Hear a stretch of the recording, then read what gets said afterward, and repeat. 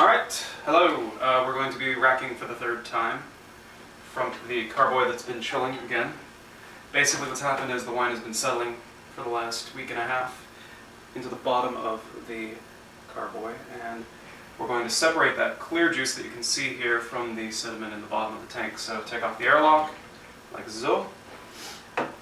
Take my racking tube that has been used quite thoroughly. Have the tank below here that we're going to be pumping into and basically allowing gravity and the siphon to do their magic. Like before, I want to stop the racking process once the wine gets down to the sediment level, so I don't suck up any sediment and keep it in the wine. So just a quick swift few pumps and we're underway. As you can see, it's filling up pretty rapidly. Once the wine level got high enough, though, the air bubbles stopped coming in, and so the wine should stay pretty pristine.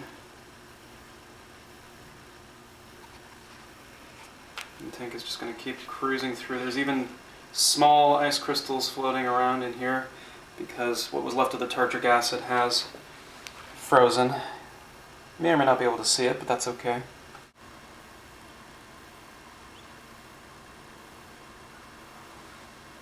And usually, major wine companies, companies that can afford it, use pressurized pneumatic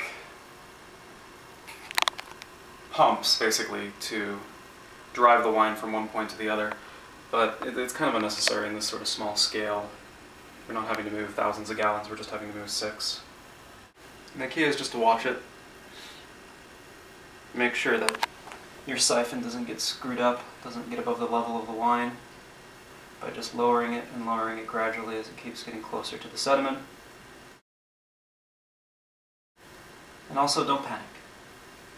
You can always do it again. That's the nice thing about racking, is that if you screw it up like I did the first time, you can always give it another whirl.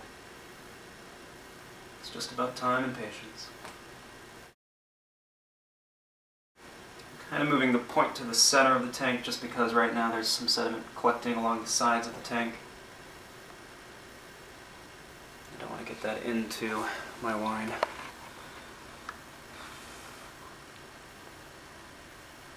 You could also just use a tube, suck on one end, swallow a little bit of wine accidentally, and then just allow it to siphon off. You don't have to have a pump like this. But you can typically get these at most brew shops or winemaking shops, if there are any in your area. I'm going to tip it just so I can get the last clear bits.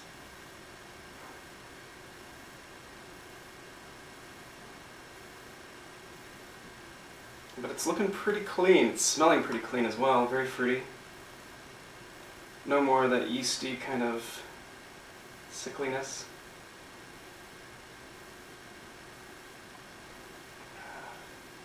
It's a bit of a balancing act, definitely.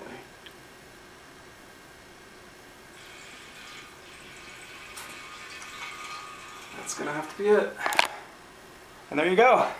As you can see at the inside of the tank, that is both tartrate crystal that was formed during the freezing in the mini fridge, and what's left of the yeast cells, and small bits of grape skin and whatever the heck else was in the slurry. Whereas the tank down here, hopefully, it has now more clear than not. But what I'm gonna have to do now is basically re-rack. I can't see through the plastic, which is a pain in the butt, but that's alright. I'm going to put this tank up here and then re-rack back into the glass carboy once I've sterilized it. Thank you very much for watching.